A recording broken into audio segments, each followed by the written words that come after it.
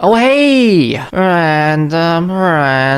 Wieso machst du so viele Animationsstudio-Film-Rankings mittlerweile wieder? Ich dachte, wir hätten damit schon aufgehört. Halt die Klappe, klein Timmy. Anyway, heute reden wir mal über ein Animationsfilmstudio, was die meisten ein wenig säufen lässt. Und auch mich. Illumination Animation. Meine Beziehung mit Illumination ist eine komplizierte. Denn für mich ist es irgendwie so wie eine Mütze, die ich in die Luft werfe. Manchmal ist die ein wenig besser, manchmal ist sie ein wenig schlechter. Illumination ist definitiv keiner der geliebten Animationsfilmstudios. Und ich kann definitiv sehen, warum. Ich denke zwar nicht etwa so schlecht wie viele andere über das Studio, denke aber auch, es gibt viele Schwächen, aber auch ein paar wirkliche kleine Sams in diesem Studio. Und hey, da die Liste auch eigentlich nicht etwa wirklich lang ist, dachte ich mir, why the fuck not? Wieso ranken wir nicht etwa mal alle Illumination-Filme? Das Ranking wird definitiv ein wenig anders sein hier, da viele Illumination-Filme nicht etwa wirklich hoch gesehen werden von vielen, auch von mir nicht. Aber ich denke dennoch, es gibt hier viel Pressmaterial und die Liste ist halt, wie gesagt, relativ kurz. Von daher verfolgt mich auf meiner Reise, wie ich alle Illumination-Filme ranke. Wie immer, hierbei ist es nur meine Meinung. Falls ihr eine komplett andere habt, ist das natürlich valide. Also lasst mich die gerne in den Kommentaren wissen. Spoilerwarnung wie immer und alle Disclaimer wurden disclaimed. Legen wir los mit dem Video. The Secret Lives of Pet 2 ist ein Sequel, was existiert. Findet ihr auch nicht, dass es super toll ist, dass es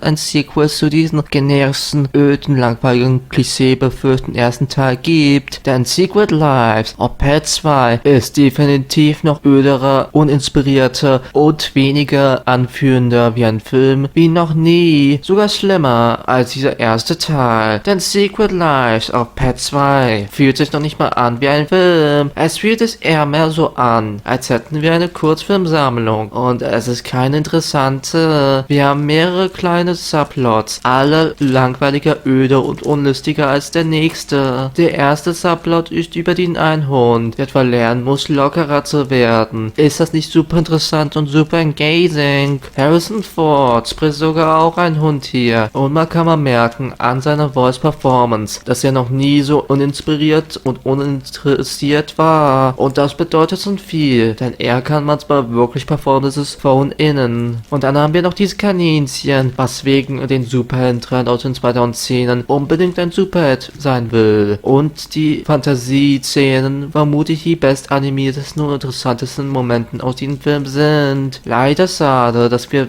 davon kaum was bekommen, aber dafür eine langweilige Rettungsstory mit einem noch öderen Schurken. Wir haben auch noch Katzen. Findet ihr nicht Katzen super quirky und witzig? Lacht doch bitte, lacht doch bitte, lacht doch bitte. Wie ihr merken könnt, The Secret Lives of Pet 2 ist ein wundervolles, missverstandenes Meisterwerk. Ich kann kaum abwarten, wenn wir endlich mal The Secret Lives of Pet 3 kriegen in den Kinos. Das wird vermutlich super verdammt fucking episch, weil was soll es sonst sein? Ich liebe The Secret Lives of Pet 2. Und jetzt höre ich auf mit dieser komischen Stimme, denn sonst werde ich etwa Halsschmerzen kriegen von einem dummen Film. Despicable Me 4 oder auch Ich einfach unverbesserlich 4 ist fucking öde. Ja, ich sag's einfach mal so. Die Despicable Me Reihe ist definitiv eine dieser Moneymaker-Reihen. Jedes Animationsfilmstudio hat sie. An manchen Stellen kann es wirklich für eine lange Zeit gut funktionieren, wie zum Beispiel Toy Story mit Pixar. An manchen Stellen kann es leider manchmal wirklich nicht so gut funktionieren, wie zum Beispiel Ice Age mit Blue Sky. Und das ist keine Ausnahme für Illumination. Dass man die Minions bzw. Despicable Me in so vielen Filmen hat, ist kein Wunder. Leider ist der vierte Teil von Despicable Me einfach nur öde. Gibt es paar nette Aspekte zu den Filmen? Natürlich. Es ist charmant zu sehen, was wir mit Crew hier machen und mit seiner Familie. Pharrell Williams bietet wie immer ein großes Highlight mit seinem Soundtrack und ich weiß auch nicht, warum dieser Typ sich etwa so viel Mühe gibt, auch wenn die Filme irgendwie nicht wirklich etwa besser werden. Aber seine Musik ist wirklich etwa ein Saving Grace. Denn für mich ist Ich einfach unverbesserlich 4 so uninspiriert. Ich bin zwar kein großer Fan von den Sequels der Reihe oder auch den Minions Spin-off-Film, aber für mich ist das vermutlich das Schlimmste, einfach weil er nicht etwa wirklich viel bietet. Was wir hier zu sehen bekommen, ist nicht wirklich originell, sowohl für die Reihe als auch etwa für diese Sorte an Filme im Generellen. Wir kriegen zwar ein paar nette Szenen und Sequenzen, aber wirklich wirklich ehrenswert ist es halt absolut nicht. Das Konzept, was mal hier präsentiert wird, ist fine, I guess. Ein paar Momente sind fine, I guess. Die Minions sind nervtötig wie immer, I guess. Und selbst Steve Carell wirkt ein wenig gelangweilt mit dem Material, was er geboten kriegt. Und der Typ hat etwa sich sehr viel Mühe gegeben bei vielen der anderen Sequels. Leider ist ich einfach unverbesserlich hier die Definition eines wirklich schlechten, uninspirierten und einfach vergessenswerten Elimination-Sequels. Beide Adaptionen von Dr. Seuss Büchern von Elimination sind nicht wirklich was, worüber man viel sagen kann. Beide nicht wirklich gute Filme, aber einer ist schlechter als der andere. Und oh boy, oh boy, oh boy, der Grins-Film von Elimination hat wirklich viele Probleme, sowohl als Adoption als auch sein eigenes Ding. Zuerst mal, wir alle kennen Grins, wir alle kennen die Grundsynopsis von dieser Story. Ich glaube, das muss nicht erklären. Egal, ob ihr den originalen Kurzfilm aus den 60ern kennt, der wundervoll animiert ist von Chuck Jones und ein paar anderen Animatoren, oder auch den Jim Carrey-Film mögt, der für mich Probleme hat, aber definitiv eine deutlich interessantere Adaption ist und deutlich mehr zum Original edit als die Elimination-Version. Denn die Elimination-Version versteht den Charakter des Grins so verdammt. Der Grins ist einer dieser Charaktere, der auch diabolisch portrayed werden muss, bevor wir etwa seine Redemption gegen Ende sehen. Das ist mehr oder weniger der Crux der Story. Und was macht Elimination? Ja, wir müssen diesen Grins ein wenig relatable machen. Er ist jetzt auch nicht so ein böser Typ. Ich meine, er lässt diesen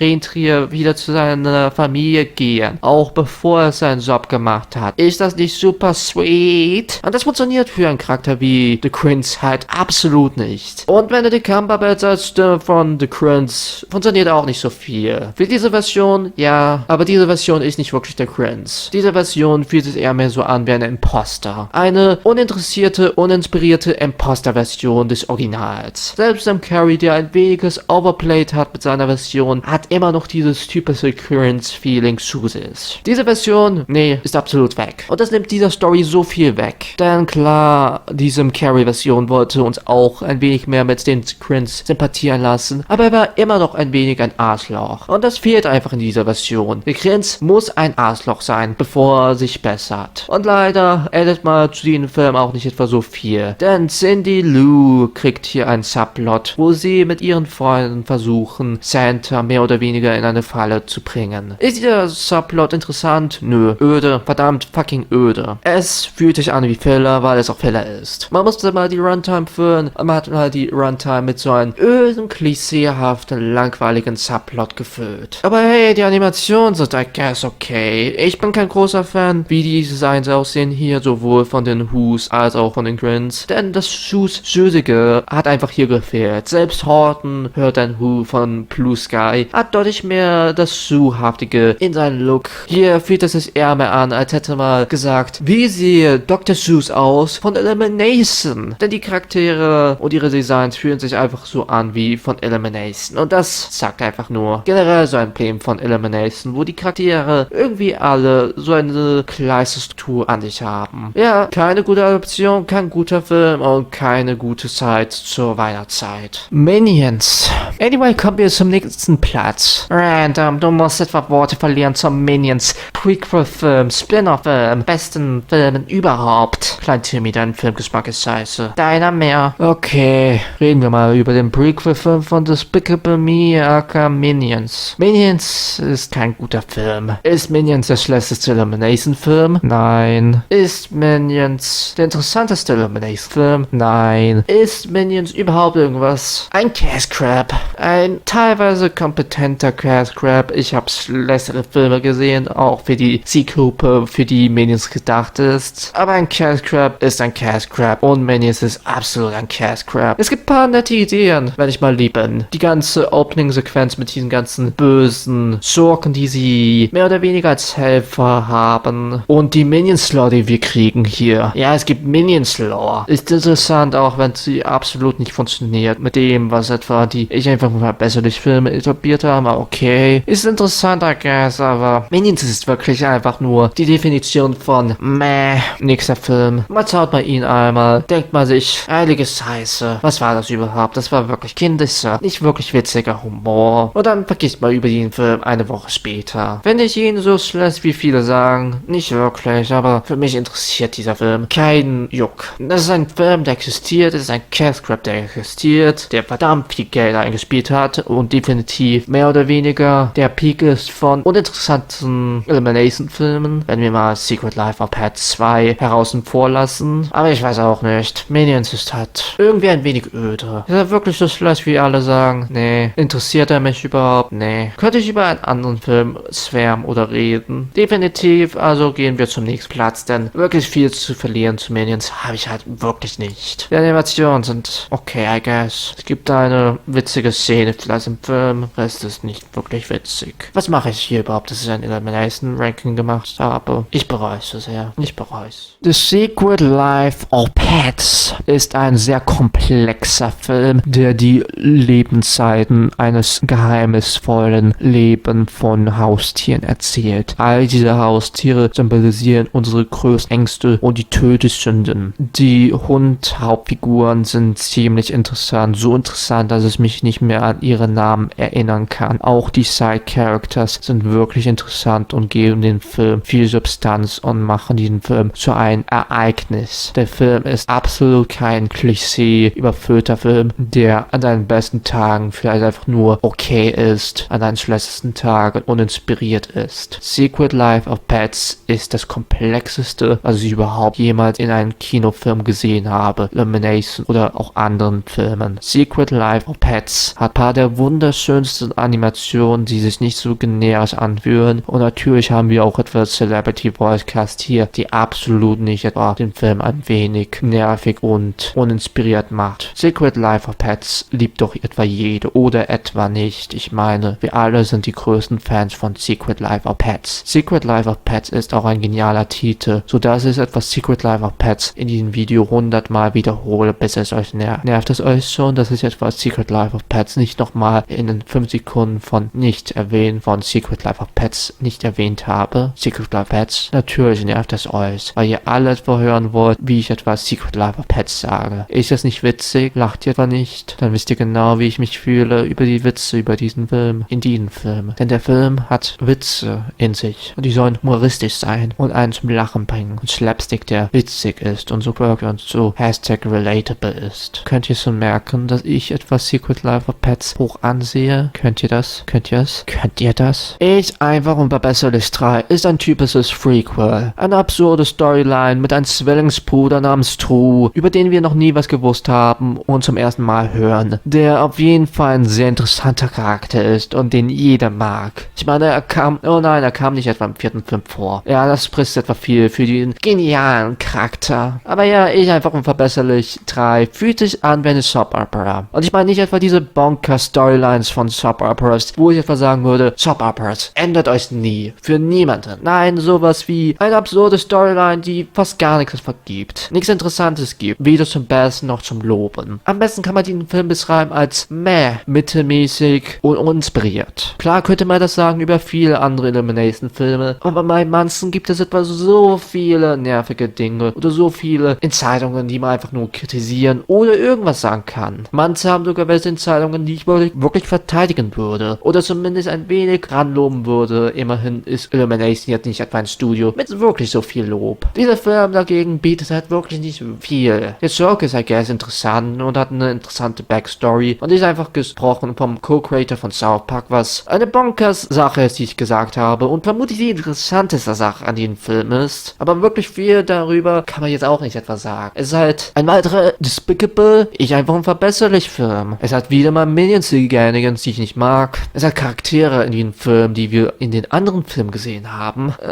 Und es hat Animationen, die wir schon aus den anderen Filmen gekannt haben. Und die sind, I guess, okay. Aber es ist halt wirklich kein Pressmaterialfilm. Zumindest für mich. Für mich ist Sing einer dieser Filme, die sich anfühlen wie die Definition von, hey, wir können uns diese beliebten Songs leisten, machen wir doch mal ein Jukebox-Musical, weil die so beliebt sind, hehehe. Und an sich ist der Film okay, würde ich mal sagen. Er ist nicht wirklich einer dieser Filme, wo ich gelangweilt bin. Ist der klischeehaft? Absolut. Fast jeder Charakter fühlt sich an wie ein Klischee. Wir haben den Träumer, der das Beste versucht, ein wenig eine Lüge macht und diese Liar-Trope wieder haben. Ihr kennt diese Liar-Trope, wo ein Charakter mehr oder weniger eine Lüge erzählt, dann diese Lüge entlarvt wird und jeder enttäuscht ist über ihn, bevor die alle wieder zurückkehren, weil sie doch hinter diesem Träumercharakter stehen. Und das ist Sync definitiv an jeder Fassade. Auch die anderen Charaktere fühlen sich sehr eintönig, flat und inspiriert an. Und die Musical Scenes, die Covers sind jedoch nicht wirklich interessant. Das Cover von I Still Standing von Taron Egerton ist ziemlich gut. Ich mochte das. Ansonsten, nein, der Rest ist wirklich nein. Und vor allem kann man merken, was für eine Sorte an Film das ist. Allein zum Marketing her. Schaut euch einen der Trailers an und dann seht ihr die Stück für Stück die Montage, wo sich all diese Tiere mehr oder weniger bewerben für den Contest, um etwa das Preisgeld zu gewinnen. Das ist so einer dieser typischen, hey, wir müssen diese Szene machen, damit wir das in den Trailers vermarkten können, weil, guck mal, lustige anthropomorphische Tiere, die singen, Top-Hits sogar singen. Ist das nicht witzig? Ist das nicht clever? Ist das nicht super quirky? Und generell fühlt sich dieser Film an, als würde man das die ganze Zeit sich gegen den Zuschauer rufen. Quirky, lach doch mal, weil lustige Tiere singen. Ist das nicht witzig? Generell ist das irgendwie schade, dass viele dieser anthropomorphischen Tierfilme kaum was machen mit der Rolle der verschiedenen Tiere. Es gibt manchmal eine Subversion hier oder da, manchmal einen lustigen oder netten Gag, dass einer der Charaktere ein Igel ist, aber der Film lässt mich einfach nur kalt über. Ein uninspirierter Film, der an sich okay ist, der an sich nicht etwa wirklich was falsch macht, aber wenn man die Wahl hat von so vielen anderen Filmen oder sogar selbst einfach nur Animationsfilmen, würde man diesen Film nehmen, würde man wirklich den Film sich anschauen? Ich denke ja eher weniger. Hobbs ist ein Film, der ein Film ist und ich habe wirklich viele Worte zu dem Film zu verlieren, der ein Film ist. Überraschend, nicht wahr? Hobbs ist ein intelligenter, durchdachter, aber auch simpel gestrickter Film, der eine sehr interessante politische Nachricht in sich hat. Der Film ist nicht nur visuell eine Pracht und besser directed als ein Film wie Citizen Kane oder Gone with the Wind, aber ist auch für mich meiner Meinung nach einer dieser Filme, der beweist, was wir etwa in Filmen sehen und warum sie so besonders sind und heilige Scheiße, ich habe keine Lust mehr, diese Stimme etwa zu machen. Es hat James Marsden in sich. Hahaha, James Marsden. Versteht ihr, weil er war auch in den Sonic Live-Action-Filmen und er hat da so eine ähnliche Szene. Macht überhaupt dieses Segment Sinn? Nein? Dann wisst ihr genau, was ich etwa über Hobbs denke. Der Film macht so viel Sinn wie dieses Segment überhaupt. Und wäre es nicht etwa für die Bizarrnis dieses Films, würde dieser Film den Bottom-Spot kriegen. Vermutlich der auf vielen Ansichten schlechteste Elimination-Film überhaupt. Stimme ich damit zu? Absolut. Aber anders als viele der öderen Outings hat dieser Film so eine besondere Bizarrnis, absurde nicht in sich mit seinem Plot, der absolut nicht Sinn ergibt. Ich bin überwältigt, wie dämlich dieser Film ist. Wie verdammt fucking dämlich dieser Film ist. Und ich glaube, meine komplizierten Emotionen bringen den Film hoffentlich auf einen guten Punkt. Denn dieser Film ist nicht nur fucking dämlich und fucking convoluted. Der Film ist auch für sein Genre CGI-Hybrid-Film, wo ein CGI-Figur aus ihrer Welt rausgeht, um in die Welt zu sein. Eine Besonderheit, eine Oddity. Es ist ein Erlebnis, was ich etwa nicht wirklich in richtige Worte fassen kann. Allein darüber zu denken, bringt mich schon etwas zum Lachen. Also ist ja natürlich immer besser als ich einfach unverbesserlich 4 und viele der anderen Bottom-Spots. Wenn ihr eure Sanity haben wollt, schaut den Film nicht. Wenn ihr euch das etwa darauf zeigt, dann go for it. Schaut euch den Film an. Schaut euch diese Bizarrheit an.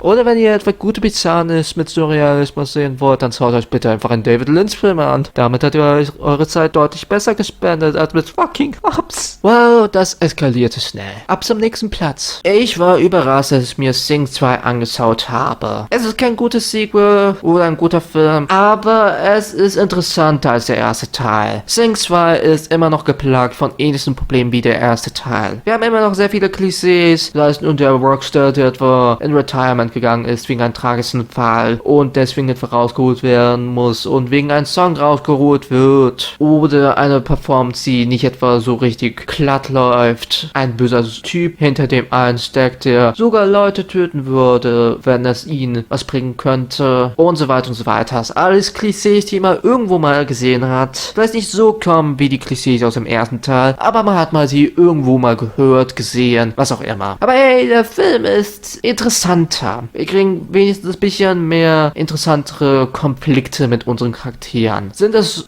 originelle, neue? Absolut nicht. Absolut nicht. Aber hey, es ist interessanter zumindest. Was ein Lob ist und ein das ist zur selben Zeit. Die neuen Charaktere sind Hit und Miss. Ich finde manche dieser neuen Charaktere besser oder interessanter oder unterhaltsamer als unser Original Cast. Manche aber fühlen sich so an, als wären das Charakterituren. Sei es nun dieser eine böse Bube oder seine Tochter Poss, die für viele beliebt ist wegen ihren Designs, wo es etwas das nicht wirklich etwas nachvollziehen kann, aber hey, ist jetzt auch nicht so eine Sache. Aber als Charakter wirklich einfach nur eintönig sein kann, nicht wirklich ein Arc hat und nicht wirklich viel in sich hat. Vielleicht habe ich die Poss-Fans angepisst, aber wirklich, ich bin kein großer Fan von diesem Charakter. Und unser Main-Cast aus dem ersten Teil, wie gesagt, manche sind deutlich interessanter als die anderen. Wir kriegen jetzt nicht allzu was Interessantes mit denen. Interessanter als der erste Teil, wie gesagt, aber jetzt auch nicht wirklich interessanter im Vergleich zu vielen anderen Filmen. Ich meine, man kann auch einfach nur spüren, wie diese Filme aus ihrer Zeit sind. Sing 1 fühlt sich so 2016 an und Sing 2 fühlt sich sehr an, als wäre es ein 2020er Film. Und es ist ein 2021er Film, weil er verschoben werden musste. Aber die Wahlen in Songs fühlen sich einfach an wie dieses Jahr. Und wie ich das oft sage, wenn sich ein Film anfühlt wie ein bestimmtes Jahr, dann macht der Film in der Regel was falsch. Mit paar Ausnahmen. Nicht wirklich begeistert, nicht wirklich kann ich verstehen, warum dieser Film so viel besser gemacht wird im Vergleich zum ersten Teil. Wie gesagt, Improvement, aber jetzt auch nicht so ein großes Improvement. The Lorax. Es gibt nur wenige Filme, die ich mit meinen eigenen Worten, mit meinen eigenen Augen gesehen habe und mir denke, das ist ein Film, das ist ein Most Pixar, das ist ein Film mit Bewegmaterial und Bewegbilder und Stimmen und Musik und Scoring und so weiter. Und The Lorax ist genau dieser Film. The Lorax ist ein komplexer, intelligenter, absolut nicht Tumblr vergötternder, philosophischer Film. The Lorax ist genau das, was die Welt sehen wollte von einer Lorax-Adaption. Vor allem am besten, wenn man darüber denkt, was die Message von dem originalen The Lorax ist und dass man etwa Autowerbungen mit den Lorax macht. Danny DeVito gibt die beste Performance seiner ganzen Karriere. Vergisst Man in the Moon, vergisst Batman Returns, vergisst all diese anderen Danny DeVito Performances. It's Always Sunny in Philadelphia,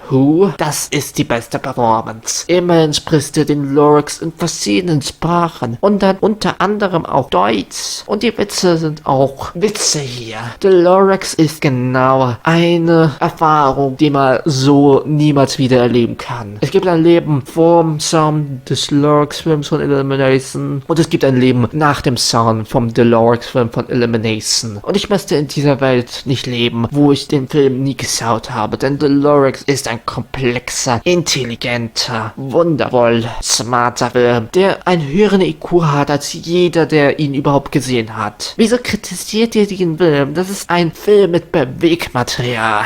Und The Onslaught ist einer der besten, definitivsten Schurken, die es überhaupt gibt. The Lorax ist brillant, intelligent, ein gut aussehender, guter, intelligenter, smarter Film, der Kino, wie wir es kennen, revolutioniert haben. Es gibt Citizen Kane, es gibt der Pate, aber The Lorax ist der Citizen Kane der Moderne. The Lorax ist der Orson Welles des 21. Jahrhunderts. Und wenn ihr diesen Film nicht mögt, habt ihr natürlich etwa keinen Geschmack und wisst nicht, was gutes Kino ist. Also ernsthaft mal bitte. Auf der ernsteren Note, The Lorax ist ein Trainwreck, was eine furchtbare Adaption ist und ich empfehle die originale Adaption des klassischen Dr. Seuss Books deutlich mehr. Wir haben einen komplett blenden Main Character, wir haben Taylor Swift, die ein Love Interest für ihn spricht und wir haben quirky, goofy Elimination Humor hier, der definitiv nicht funktioniert und dennoch finde ich, dass dieser Film deutlich interessanter und witziger ist, sich anzuschauen. Vermutlich einer der Bottom Spots, wenn wir mal ehrlich sind, aber hey, es ist mein Ranking und ich finde den Film mehr unterhaltsamer als viele der langweiligen und öderen Eliminations Outing. Also setze ich ihn einfach mal weit hier. Was wollt ihr dagegen tun? Mir den Lorax senden? Das nicht lache.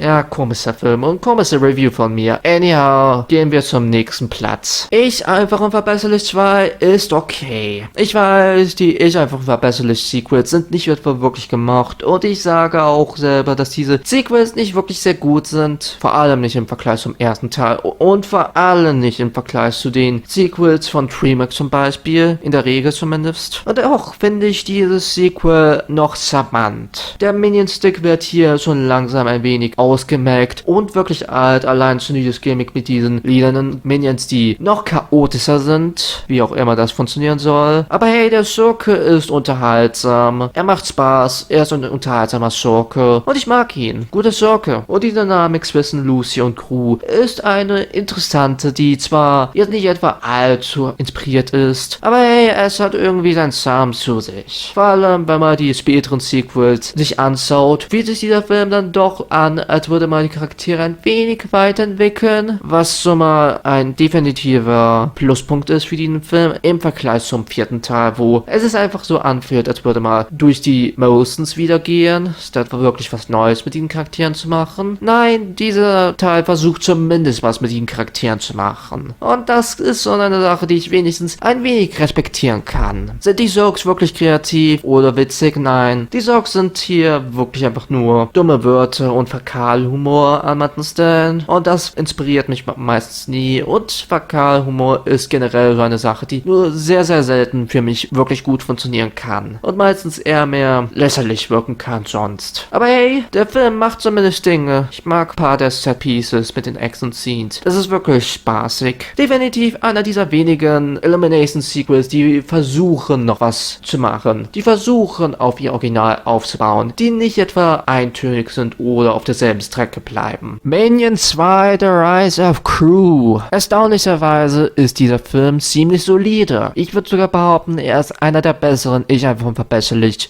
Minions Filme. Was schon sehr viel sagt, weil es ist ein fucking Minions Sequel. Minions 1 war alles andere als gut. Eins der größten Probleme ist wohl, dass man die Minions hier das Rampenlicht gegeben hat. Dabei sind sie auf ihren besten Wegen meistens einfach nur Comic Reliefs, die vielleicht nur eine 5-minütige Solo-Szene kriegen sollten in einem Film und nicht einen ganz eigenen Kinofilm kriegen. Und Minions 2 weiß das, deshalb fokussieren wir uns mehr auf diesen Kind-Crew und wie er versucht, einer seiner Schurken-Idolen mehr oder weniger zu überzeugen. Und deren Bond ist tatsächlich etwas interessant und spaßig sich anzuschauen. Natürlich ist es mal wieder ein Minions-Film, also hat er natürlich immer diesen eher nicht so smarten Slapstick-Humor und manche wirklich nicht so dolle Witze. Aber hey, die Story ist auf jeden Fall unterhaltsamer und dass man sich nicht immer auf diese fucking Minions etwa fokussiert, ist schon mal ein Schritt in die richtige Richtung. Dennoch hat dieser Film Probleme. Der Minions-Subplot, wo sie etwa mehr oder weniger Karate lernen, ist sehr öde und ist einfach nur da, um etwa Minion-Gags zu haben. Mich interessiert definitiv die Story mit Crew am meisten und die Minions sind hier mal wieder einfach nur da, um zu nerven und Shenanigans zu machen, die nicht unterhaltsam sind für mich oder auch für die meisten im Publikum. Und die Designs der Schurken hier ist jetzt auch nicht das dollste. Ich hätte mir gewünscht, dass man da ein wenig mehr Gedanken sich gegeben hätte mit den Designs, denn so sehr er auch etwa mal Probleme mit den anderen Despicable Me Filmen hatte davor. Die ersten drei hatten definitiv interessantere und deutlich ikonischere, in Anführungszeichen, Designs für ihre Schurken. Hier, das kann man ja weniger sagen. Zwar kann man etwa hier ein wenig mehr loben, aber dennoch ist es ein Minions und ich einfach verbesserlich Sequel-Spinner-Film und er läuft mal wieder eben in diese typischen Fallen rein. Unterhaltsam für das einmalige Schauen. Es brachte ein paar witzige Memes, I guess. Jetzt auch nicht die allerbesten waren, aber hey, in Minions 2 reinzugehen mit einem Anzug, dolles Meme, super witzig, haha, quirky, so funny. Aber ja, man könnte mal jetzt nicht etwas falsch machen mit diesem Film. Im Vergleich zum ersten Film bietet er zumindest mehr Substanz ein. Und das ist vielleicht nicht die höchste Bar, aber zumindest etwas. Ich bin wirklich überrascht von Mike Grayson. Ist das ein Meisterwerk? Nein. Ist das einer dieser Filme, wo es etwa super erstaunt war, wie gut dieser Film war? Nein. Aber es ist ein unterhaltsamer Film und das ist das einzige wirklich, was ich von Elimination noch fragen kann. Mike Grayson ist definitiv einer dieser Elimination-Filme, der mich überrascht hat. Nach dem Mario-Film war dieser Film mehr oder weniger ein kleines Meme als der Duck Hunt-Film wegen den klassischen Bundle des NES-Games mit Duck Hunt. Und meine Güte, die Duck Hunt-Comparison ist noch nicht mal so weit hervorgeholt. Denn auch wenn die Storys von diesen zwei Dingen sehr, sehr versehen sind, so doch muss ich sagen, dass Duck Hunt ein unterhaltsames, kurzweiliges Spiel ist, aber jetzt nichts Besonderes ist. Dasselbe kann man auch zu Mike Grayson sagen. Zuerst mal, die Animationen hier sind deutlich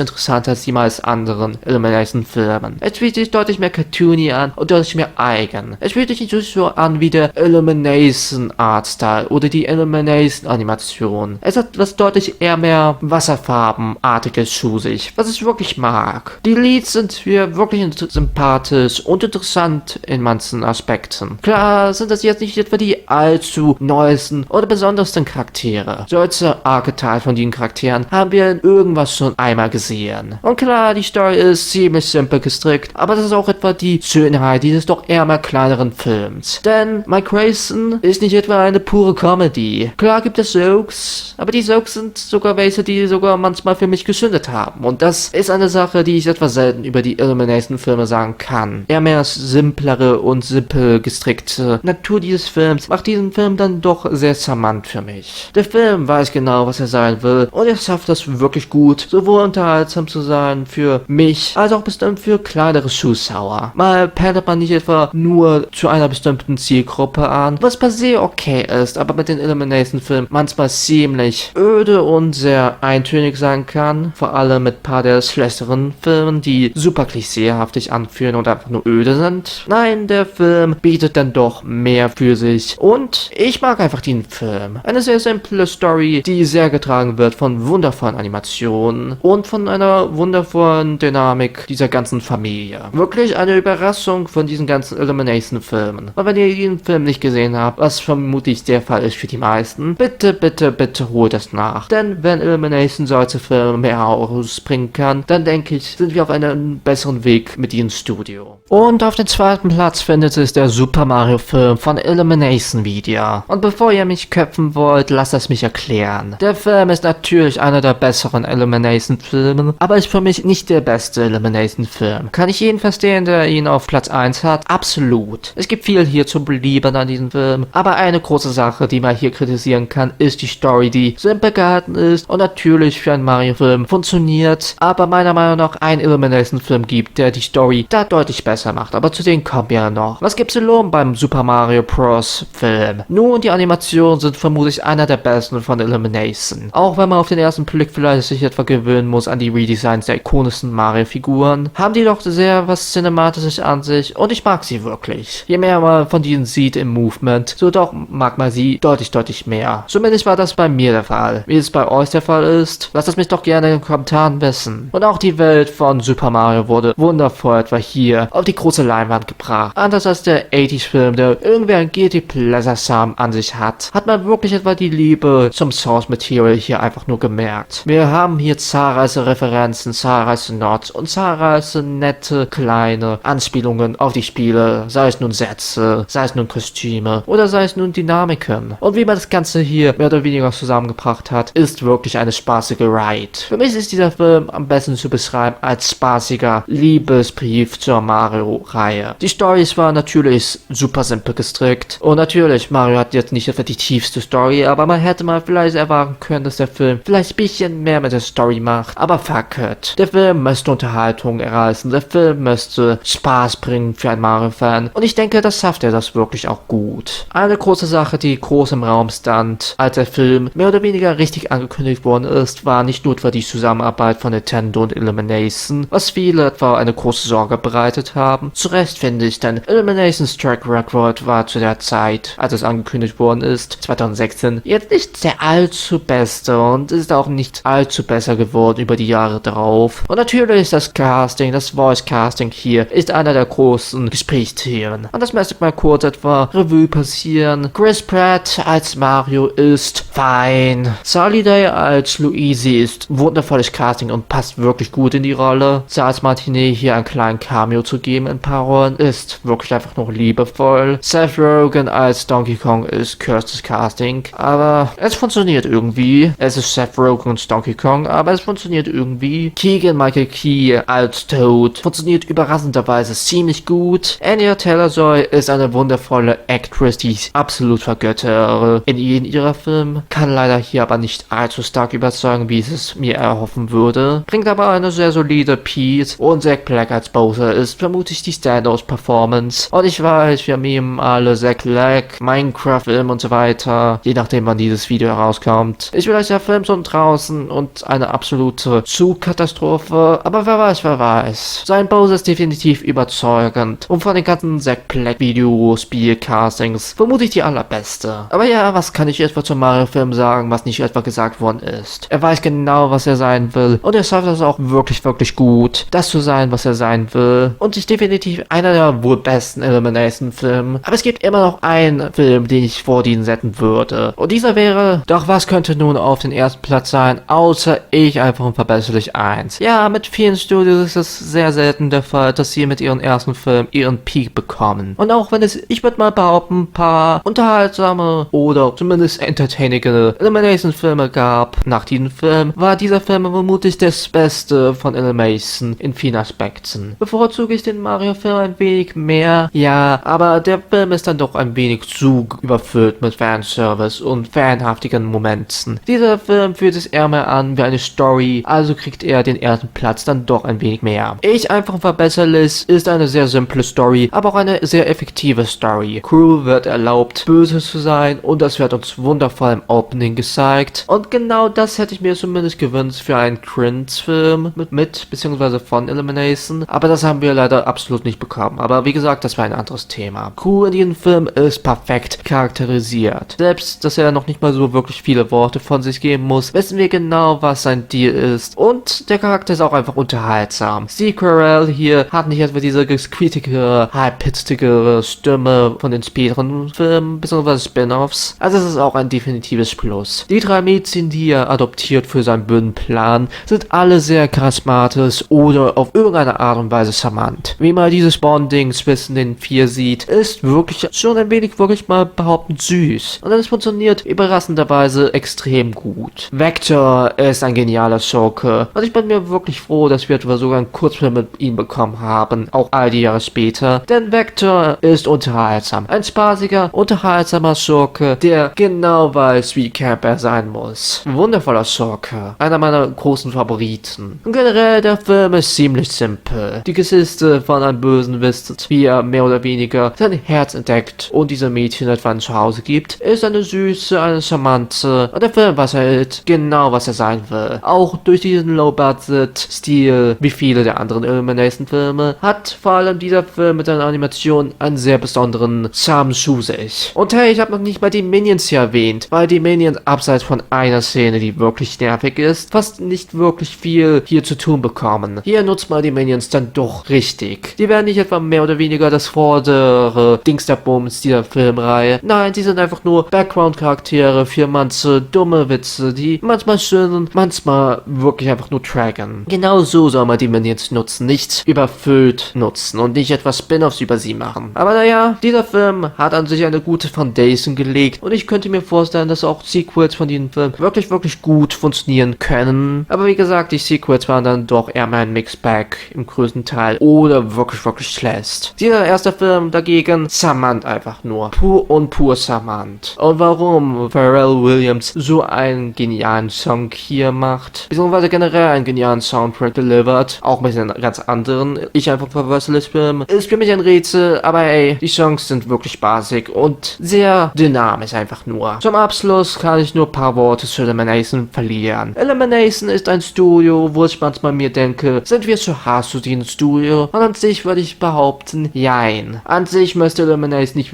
wirklich viel reißen, aber das, was sie meistens erreißen, sind nicht wirklich per se schlechte Filme, würde ich mal behaupten, aber öde Filme, uninspirierte Filme. Filme, die man vielleicht einmal sich anschaut und dann nie wieder. Filme, die nur für eine Target Audience sich mehr oder weniger gemacht anfühlen und deshalb nicht wirklich viel zu sich haben. Vielleicht mögt ihr den einen oder anderen Film, den ich als langweilig beschrieben habe, aber für mich sind die meisten Elimination-Filme dann doch eher mehr sowas, was safe ist. Und safe ist nicht per se was Schlechtes. Safe kann manchmal wirklich unterhaltsam oder sogar charismatisch sein. Aber die meisten Elimination-Filme haben nicht dieses Charismatische an sich. Die meisten Elimination-Filme überzeugen einfach einen eher weniger. Die meisten Elimination-Filme haben nicht etwa wirklich eine Seele zu sich, würde ich mal behaupten, um es ein wenig deeper auszudrücken. Und die Animationen sind halt auch nicht wirklich etwa so interessant. Jetzt nicht schlechte Animationen, relativ solide, würde ich mal behaupten. Aber die Charakterdesigns können manchmal so wirken, als wären das Charaktere aus demselben Film. Dabei sind das etwa komplett verschiedene Charaktere oder Welten. Doch nun frag ich euch, was ist eure Meinung zu Elimination? Denkt ihr, dass das Studio schlecht ist, furchtbar ist oder einfach nur ist? Lasst mich doch all eure Meinung gerne in den Kommentaren wissen. Und bis dahin, wir sehen uns, bis dann, wir hören uns beim nächsten Mal. Euer Random oder so ähnlich.